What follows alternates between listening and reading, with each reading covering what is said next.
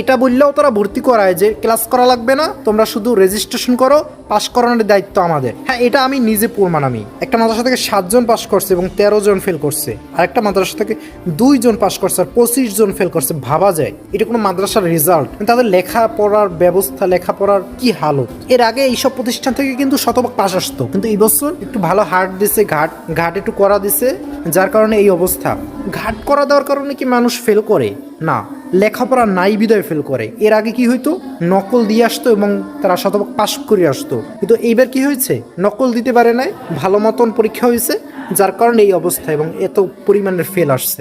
আমি তো বলবো এই পরীক্ষা ঠিক আছে, এই যে হল ঘাট দিছে এটি ঠিক আছে, এবং এখন যে ফেল করছে একদম উচিত জবাব পাইছে। এই যে আজকে ছাত্ররা যে ফেল করছে, এই জন্য ছাত্ররা মোটেই দেয় না। আমি বলবো এই জন্য ছাত্ররা কখনোই দেয় না। এর জন্য এই মাদ্রাসার সুপার, এই মাদ্রাসার শিক্ষা ব্যবস্থা দায়ী, এই মাদ্রাসার কমিটি দায়ী।